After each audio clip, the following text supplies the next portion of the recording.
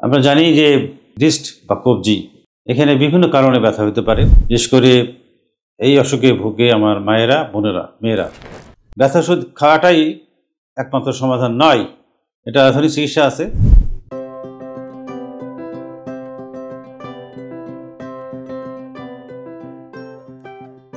এখন আপনাদের সামনে আমি হাজির হয়েছি আরেকটি গুরুত্বপূর্ণ বিষয় নিয়ে, সেটা হচ্ছে যে কবজির ব্যথা, তার কি আধুনিক চিকিৎসা রয়েছে।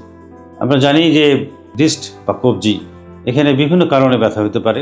এখানে বিভিন্ন আর্থাইটিস হলে হতে পারে, রিউমাটয়েড আর্থাইটিস হোক বা অস্টিওআর্থাইটিস হোক, কিংবা যে কোনো ধরনের টিউমার, বিশেষ করে জায়ান্ট সেল টিউমার হলেও হতে পারে। তব থেকে বেশি মোস্ট কমন, বিশেষ করে এই অসুখে ভুগে আমার মায়েরা, বোনেরা, মেয়েরা, সেটাকে বলা হয় ডি কোয়ারভ্যান্স ডিজিজ। এটা আবার কি? ডি কোয়ারভ্যান্স একজন উনি ডাক্তার ছিলেন, ফ্রেঞ্চ ডাক্তার, এবং উনি সে আমলে, এটি এখন থেকে 200-300 বছর আগে, সে আমলে আমাদের দেশে এখন যে মনে আছে যে আমরা যারা মায়েরা, বোনেরা, মেয়েরা মহিলা ডাক্তার ছাড়া অন্য ডাক্তার কাছে যেতে চায় না, ঠিক তেমনই একটি বিষয় ডাক্তার, মহিলা ডাক্তার, যার নাম ডি কোয়ারভ্যান্স। উনি গাইনি ডাক্তার ছিলেন বা অবস্টেট্রিশিয়ান ছিলেন, স্ত্রী রোগ বিশেষজ্ঞ ছিলেন। ওনার কাছে অসংখ্য মহিলা রোগী যেতেন বা মায়েরা, বোনেরা যেতেন, এবং অধিকাংশ মানুষ প্রায় তারা বলতেন যে আমার কবজিতে ব্যথা বা এই বুড়ো আঙুলের এখানে ব্যথা। তো তখন উনি এরপর একটা বিভিন্ন রোগী দেখে পর্যালোচনা করে একটা আর্টিকেল লেখেন আর যে এই ধরনের মেয়েদের, মায়েদের অনেক রোগী আমি পাচ্ছি, এবং তারা কবজির ব্যথার কথা বলে, এবং যারা বিশেষ করে কাজ করে, জিনিসপত্র ধরে উঠায়, এবং মায়েদের যারা কাপড় কাচে বা রান্না করে, এদেরই বেশি হয়ে থাকে। সেই অনুসারে পরে দেখো, হ্যাঁ এটা ঠিকই আছে।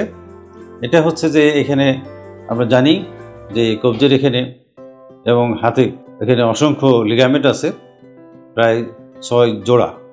তার মধ্যে যেটা আমরা থাম যেটা বলি বা বুড়ো আঙুল যেটা বলি, সেখানে 2টা টেন্ডন আছে। একটা শীতের মধ্যে থাকে, এবং যখন একটা আমরা বাংলায় বলি যে একটা রগ যখন একটা রগের উঠে গেছে, তখন ব্যথাটা হয়।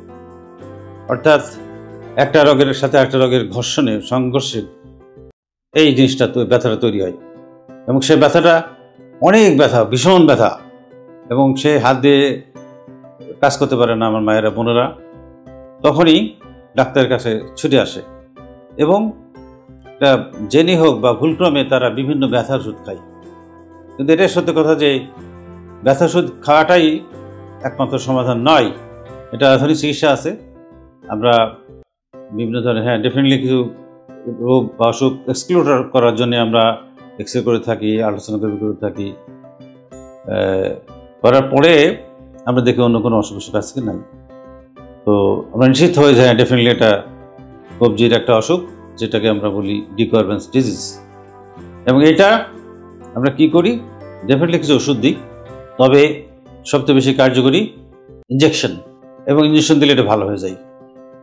এতেও যদি না ভালো হয়, সেই ক্ষেত্রে আমরা সার্জারি করি।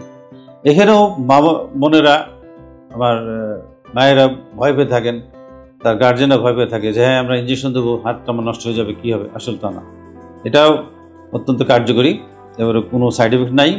এটা দিলেই অধিকাংশ মায়েরা বা বোনেরা বা মানুষ ভালো হয়ে যাবে বা যাচ্ছে, এবং তার স্বাভাবিক বা আগের জীবনে ফিরে যেতে পারে, তার স্বাভাবিক কাজকর্ম সে করতে পারে। আর ইঞ্জেকশনে যদি না সারে, তার ছোট্ট একটা অপারেশন করে যে শীতটা আছে ওইটাকে আমরা কেটে দিতে পারি, দিলে সে সম্পূর্ণ সুস্থ হয়ে যায়, এবং তার হাতে কোনো ব্যথা থাকে না, বেদনা থাকে না, তার কোনো অশান্তি থাকে না, তার যত দুঃখ, জ্বালা, যন্ত্রণা সব দূর হয়ে যায়, সে সম্পূর্ণ সুস্থ হয়ে যায়, এবং স্বাভাবিকভাবে সে কাজকর্ম করতে পারে, এবং সুন্দর জীবনে সে ফেরত যায়। আপনার ধন্যবাদ।